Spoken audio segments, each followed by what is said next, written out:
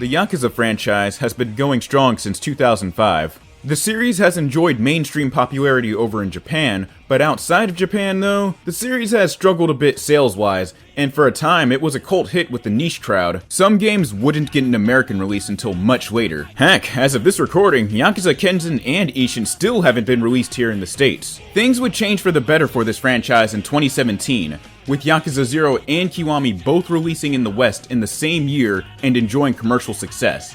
That is huge. Think about this. A game series that doesn't perform well sales-wise in the US releasing two of its major titles in that same region, months apart from each other? That's crazy, man. Doing something like that is a pretty ballsy move, but Sega knew the risks going forward, and boy was it a risk worth taking. But I'm getting ahead of myself. First, let's talk about the events leading up to Yakuza 0's release. Yakuza 0 was first announced in September 2014 at the 2014 Tokyo Game Show, and it was slated for launch in March of 2015. After its release in Japan, many American fans were wondering if they would get their hands on 0, or even 5 as a matter of fact, because at the time, it had been 3 years since 5 launched in Japan, but that's a story for another video. Speculation ran high for a while, until December 5th, 2015, when PlayStation announced the game via a trailer that was uploaded during that year's PlayStation Experience event. A release date wasn't given until July of 2016, when Sega localization producer Scott Strickart would announce it on his blog on PlayStation.com. Yakuza 0's American release date was set for January 24th, 2017. Getting this game to the States was no easy task. Sam Mullen, director of production, and Strickart went on to talk about the challenges of localizing this game in an interview with Game Informer magazine 1 month after Zero's American release. According to Mullen, the biggest challenge is that these games are huge, and with localizing such a large game, there's a lot of ground to cover. Quote, "The Japanese version of Yakuza 0 was released like 2 years ago. One of the biggest challenges we have is that these are massive games, and knowing that we're going to get working on them, but not have them out until years after the Japanese release is a test of the will of the company almost." End quote. For Scott, one challenge was trying to figure out how to localize a line and make it fit what the actor is saying in the scene. Quote, "We look at every line, we hear the actor speak it, and then try to figure out how to localize that content while also staying true to what the actor is saying." End quote. Yakuza 0 was a sleeper hit in the States. The game would go on to receive lots of praise and coverage from mainstream gaming outlets such as IGN, Polygon, and GameSpot. The Yakuza series was finally in the eyes of the public.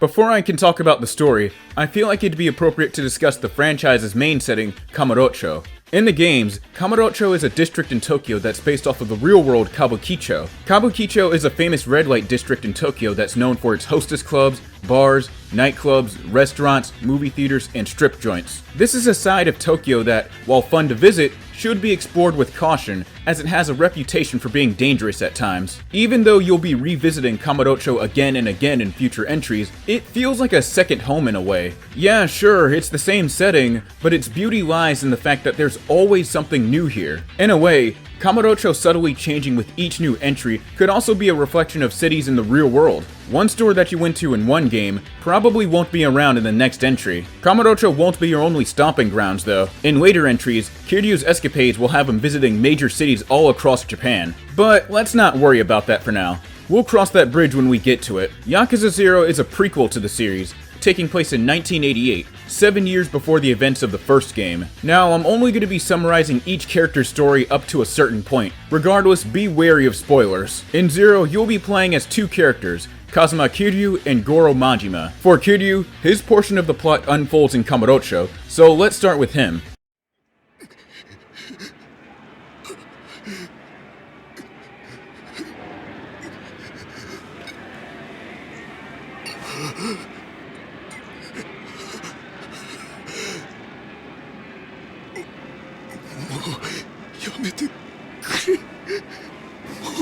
Kiryu's story begins with him beating up a debtor in a back alley and collecting the money that he owes. After turning in the cash to a loan shark, Kiryu and his best friend Akira Nishikiyama decide to hit the streets of Kamurocho and party hard that night. One thing I should definitely give this game props for is fleshing out the brotherly relationship between Kiryu and Nishiki before the events of the first game that takes place 7 years later. We get to see them goof off, talk about what's going on in their personal life, and just be bros. This is a great way to prepare the player for the endless amount of heartbreak in Yakuza Kiwami. But I think I've said enough for now. The morning after, Kiryu and Nishiki are watching the news together and find out that the person that Kiryu beat up was found dead in the exact same spot where he was left. The thing is that Kiryu never killed this guy at all. The two start to panic, and Kiryu gets a message via his pager from the higher-ups in the Dojima family to come to Tojo Clan HQ so that they can discuss the matter at hand. Kiryu is in serious trouble. Kiryu arrives at the Tojo Clan headquarters and is grilled by the 3 lieutenants of the Dojima family, Keiji Shibusawa, Hiroki Awano, and Daisaku Kuze. You're gonna be seeing him a lot, trust me.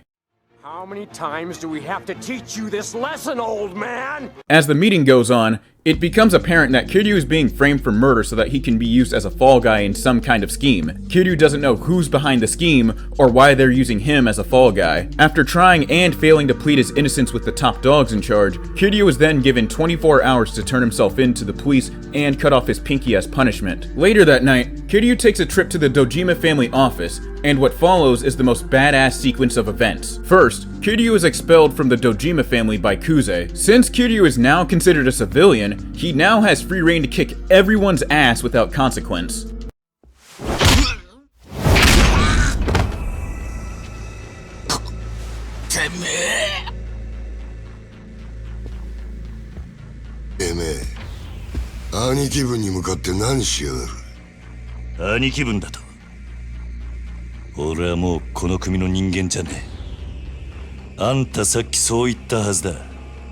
Kiryu tears his way through Kuze's reinforcements like they're nothing, and he eventually comes face to face with Kuze himself, kicking off one of the most badass boss fights in all video games.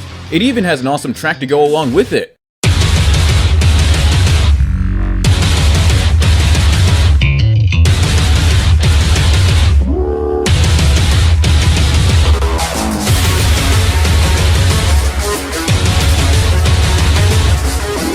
After Kuze is defeated, Dojima and the 3 lieutenants walk into the room, and Kuze is scolded for expelling Kiryu without permission from family patriarch Dojima himself. As punishment, Kuze has to cut off his own pinky. While grimacing in pain, Kuze looks up and gives Kiryu a deadly glare to let him know that this isn't over. This means war.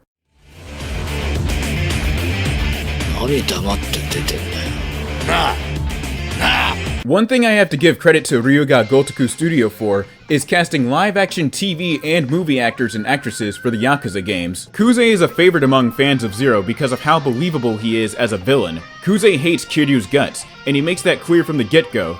He would do just about anything just to see Kiryu fall, and the person we have to thank for that performance is none other than Hitoshi Ozawa. To say that this role was perfect for Ozawa-san would be the understatement of the century. Ozawa has an acting career that spans decades, with him being typecast as a serious, gritty, and tough Yakuza that you do not want to mess with. Breathe the wrong way around one of Ozawa's characters, and you'll be swiftly punished. I have nothing but respect for Hitoshi Ozawa for bringing Kuze to life, and for making him one of the most memorable villains in the Yakuza franchise. Ozawa has his own Instagram, where he posts vlogs, skits, acting demonstrations, and clips from movies he's been in. Check it out yourself, he's a pretty cool dude. I'll leave a link to it in the description. Back to the plot, let's head on over to Satonbori, which, just like Kamurocho, is based on a real-life nightlife district in a major Japanese city. In Satonbori's case, it's based off of the Dotonbori section of Osaka. Satonbori is smaller than Kamurocho, but it compensates for this with the buildings being packed tightly together and lining up next to a river that separates the land via 2 bridges. The streets are slightly more narrow than Kamurocho's,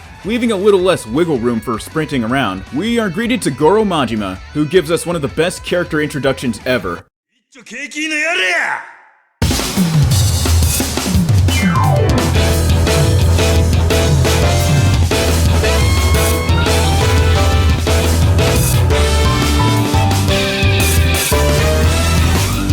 No! そこまでお客様がお望みなら、この真島、僭越ながらお相手いたしましょう。ただし、私からは一切手出しはいたしません。Now, before Zero, Majima was portrayed as this loose cannon who was always itching for a fight and always leaving behind a path of chaos wherever he and his men went.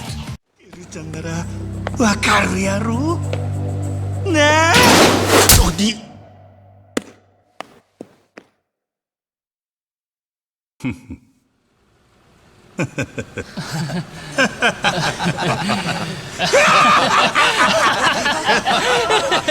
いどころやないか。笑いや、これボケ。Kiwami, the remake of 1, takes this trait of his and goes full throttle with it with the Majima Everywhere system. In a way, this kind of damages his character a little, especially with how he acts and what he does in future titles. It's a case of Flanderization taken a bit too far, but I'm getting off topic. I'll save my thoughts about that for my Yakuza Kiwami retrospective. In Zero, Majima is a calm and clean-cut businessman who doesn't mind throwing down whenever the situation calls for it. He's not the fun-loving jokester that he was in the first game. I like this Majima because he's fully fleshed out. He's not trying to pick a fight with anyone or cause trouble, he's just looking out for himself and the people around him. And that brings us to his story. Goro is the manager of a cabaret club called The Grand. A few years prior, Goro was tortured for disobeying orders given by his boss, Futoshi Shimano. Because of this, he was expelled from the family and is now forced to bring in profits from his nightclub to Shimano. Shimano sends in his oath brother, Tsukasa Sagawa, to keep an eye on Majima and make sure that he doesn't leave Sultanbori. To make sure that Majima doesn't leave, Sagawa has people watching over his apartment and all the exits leading out of Osaka. Majima is a prisoner in his own city. Yeah, Sagawa's a prick, but he's a cheeky kind of prick, and even he knows this. One night, Sagawa invites Majima to a ramen stand and offers him a job. A hit. Majima must kill someone by the name Makoto Makimoto. If Majima is able to carry out the hit, he'll get his spot back in the Shimano family. However, there's one major issue. Majima has never killed anyone before. Majima has never killed anyone before. Majima has never killed anyone before. Majima has never killed anyone before. Majima agrees to the hit, and Sagawa gives him a trail of breadcrumbs to follow. After doing some detective work, hitting up a telephone club, which is just the 80s equivalent to Tinder, and going on a date with some random chick, Majima finally tracks down the location of Makoto Makimoto. And you know what? I think this is a good spot to end the story summary. Everything that happens after this point in Majima's story is just too good to spoil. Trust me on this. Let's move on to the gameplay.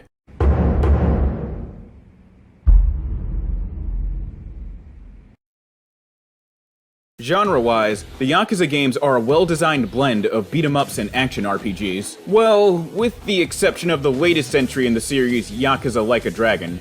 Yeah, long story behind that one. During fights, you'll be filling up a bar called the Heat Meter, which allows you to pull off special moves that are contextual in nature, called heat actions. I'm honestly surprised that a lot of the enemies in this game are able to survive half of these moves. Yes, they do survive. Don't even ask me how. Both Kiryu and Majima have 3 of their own fighting styles, so let's go over them. Starting with Kiryu's first fighting style is Brawler. The Brawler style is the most balanced out of the 3. Kiryu's able to pull off basic combo strings that are all capped off with one big hit that sends the dude flying straight to the ground. It's a basic moveset, but it gets the job done. Next is Rush. Yeah, I'll be real with you, I almost never use Rush. This style is focused heavily on speed and fast movement. Kiryu's punches come in flurries, and you're able to knock enemies off their feet within seconds. Kiryu also has some really cool dodge motions too. My gripe with Rush is that the combos don't have as much weight to them, and this fighting style is such a pain to use against some of the regular enemies and bosses. You can easily have a regular combo string interrupted and then have to start all over again,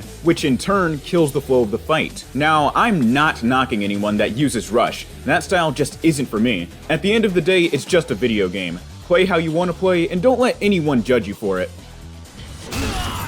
Finally, Kiryu's third style is called Beast. The name is pretty self-explanatory. The footage you're seeing speaks for itself. Beast is all about delivering the big hits. Kiryu sacrifices speed for strength, but it's worth it because not only do his combos hit harder, but you get a lot more money from using certain attacks while running this moveset. Yeah, I'll talk about the money later. Another thing that you can do with Beast is pick up objects while chaining together a normal combo string. This is useful because you'll be able to drain your opponent's health bar faster by blending together the damage from both a normal combo and a weapon. Of course, this depends on the weapon you pick up. And while we're on the topic of weapons, Kiryu can also pick up heavier weapons like motorcycles or mopeds. That's right, Kiryu is able to pick up and swing around an entire motorcycle like it's nothing. Kiryu has taken on a bunch of Yakuza all at once like he's in a Musou game, and he's able to lift an entire motorcycle over his head. What makes you think that your evil plan is going to work when Kiryu is part of the equation? That's only the beginning. I haven't even begun to talk about Majima's fighting styles. The moveset that Majima starts off with is called Thug. It's almost the same as Kiryu's Brawler, except one of Majima's basic combo strings moves a lot faster. Outside of a few different heat moves, the Thug style is pretty similar to Brawler. Now, one thing that Majima has over Kiryu in regards to both styles is that one of his combo strings can stun lock enemies in place while you keep wailing on them. Better step your game up, Kiryu!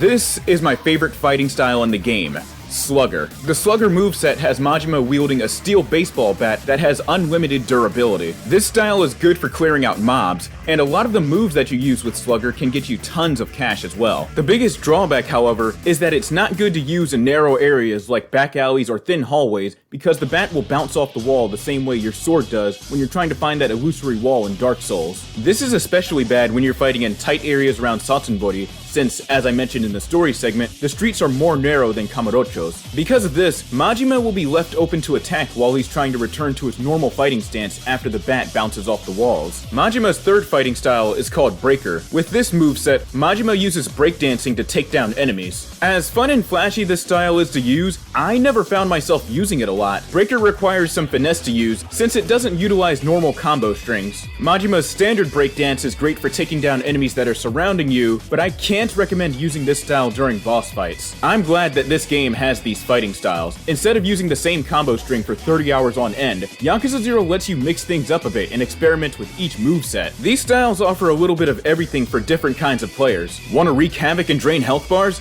That's what Beast and Slugger is for. Want to unleash a flurry of quick and easy combos on the enemy? The Rush style has you covered. With the Yakuza games being action RPGs, each game has a different kind of progression system. For 0, its progression system uses money. And when I say money, I'm not talking about some special kind of currency exclusive to the level up menu. I'm talking about the money you gain during street fights. Yes, that money. I've been playing RPGs since I was 8 years old, and as far as I can remember, I don't think I played any RPG where you use your own money to unlock new skills or increase stats. Heck, throughout all my playthroughs of 0, the only thing I spent my money on was an entire inventory's worth of Staminan Royales, which are the second most powerful healing items in the game. Staminan? How do you pronounce this word? You know what, I'll just call it Stamina Royale because those other pronunciations have been ruining my takes. Royale with cheese. You know why they call it that? Because of the metric system? Check out the big brain on Brad. You're a smart motherfucker, that's right. You'll be getting a ridiculous amount of cash during each fight, and you'll also be rewarded with bonus amounts for pulling off a specific action. Stuff like knocking down multiple enemies at once, pulling off a heat move, or using a certain weapon will do the trick. There's even a list that tells you how to get a certain bonus and how much cash you'll get from it. One admirable attention to detail is how Yakuza 0's progression system ties in with the game's setting. Let me give you a quick little history lesson. From 1986 to 1991, Japan's economy was going through a bubble period. Lots of people were earning crazy amounts of money, and the real estate market was booming. However, all good things must come to an end, and in 1992, Japan's economy crashed, and it crashed hard, with many people being laid off, companies closing down, and people struggling to make ends meet. A setting like Japan at the height of the bubble is absolutely perfect for Yakuza, with people tossing around money like it's nothing, and not being able to walk a single city block without seeing someone wearing a flashy suit. It's really awesome when games blend the setting in with the gameplay. Doing something like that when developing a game is no easy task for sure. There are lots of aspects to consider, like the genre and any other features that are present.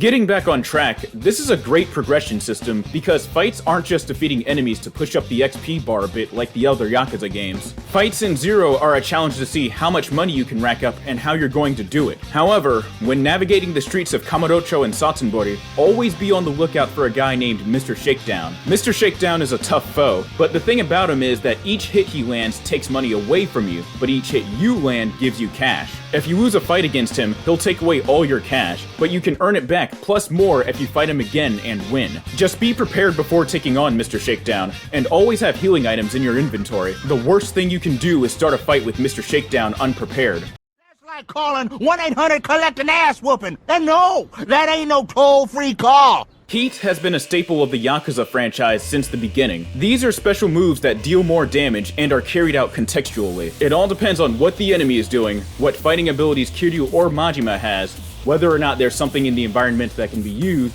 or if you're carrying a weapon. It should go without saying that with a lot of these moves, half of these guys should be dead. Kiryu will body slam someone with a bicycle. That's right, a bicycle. And they'll still walk away from the fight injured. And he'll be like, I don't think you want this trouble.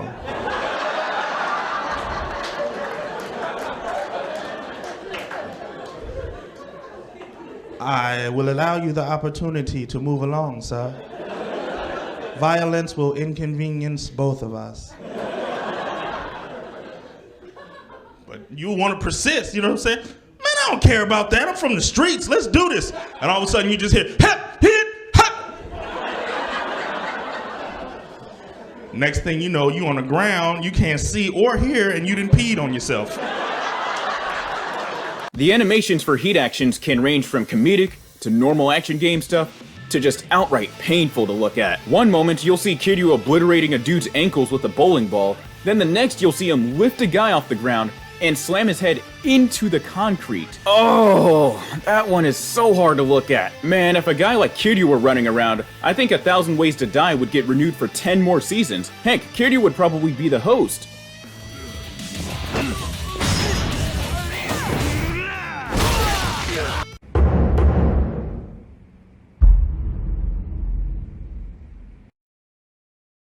One thing that the Yakuza games all do right is having a bevy of side content for the player to get lost in. The Yakuza games may all take place in a single district of a major Japanese city, but that didn't stop the dev team from giving the players tons of things to do when they're not engaging with the main story. You've got arcades, batting cages, restaurants, karaoke, gambling, and you can even go out drinking. These games are all filled to the brim with content. That alone proves that just because your game is open world, it doesn't have to be massive to give off the idea that it has lots to do. Now, I'm not saying that every open world game needs to mimic Kamurocho's style. What I'm saying is that the size and scale of your open world won't mean anything unless it has the content to back it up. Again, let me reiterate, Yakuza 0 takes place in 2 small districts of some of the largest cities in Japan. I hope you're taking notes, Ubisoft. What I really want to talk about are the sub-stories. Sub-stories are side missions that have been a staple of the Yakuza franchise since the beginning. Despite being side missions, sub-stories have a surprising amount of depth to them, and from time to time, the characters in these can be pretty well written. No sub-story is the same, and they're real easy to do. You'll be doing stuff like buying something from the store for someone, saving a person from some thugs,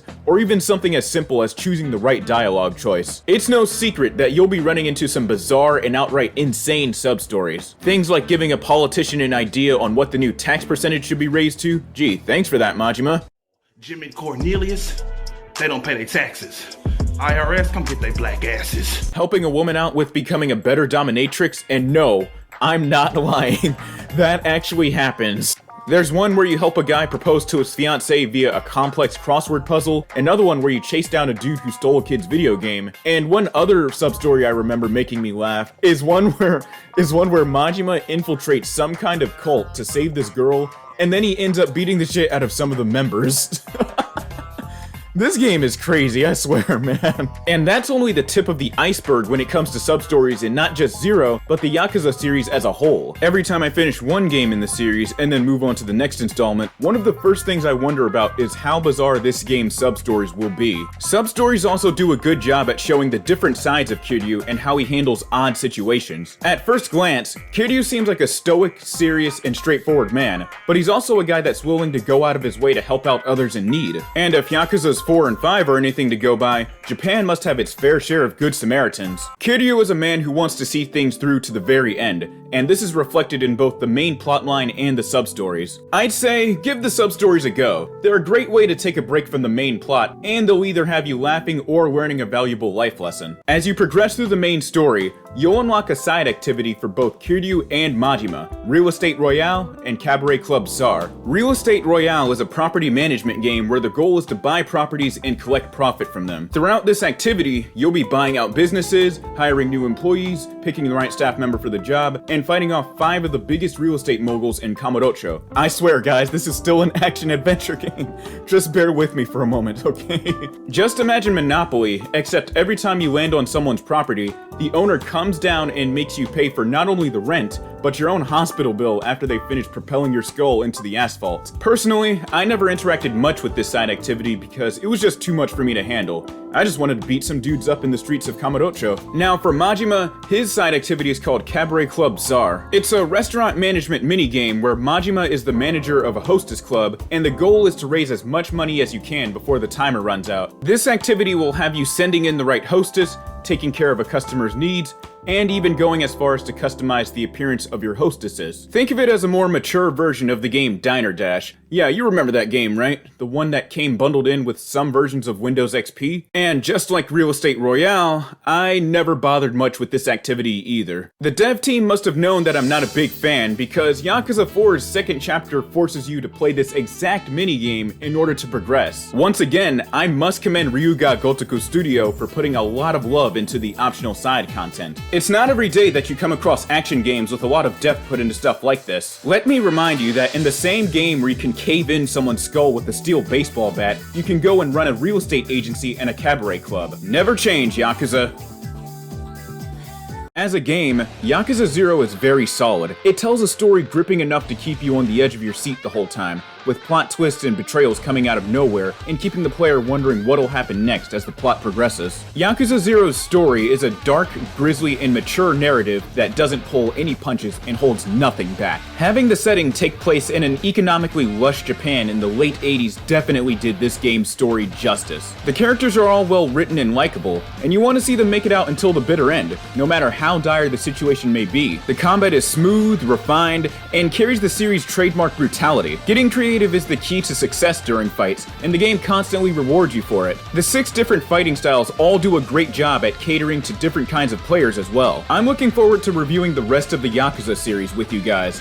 Fair warning though, that from here on out, I'll be spoiling everything and diving deep into plot summaries. Until then, stay safe guys.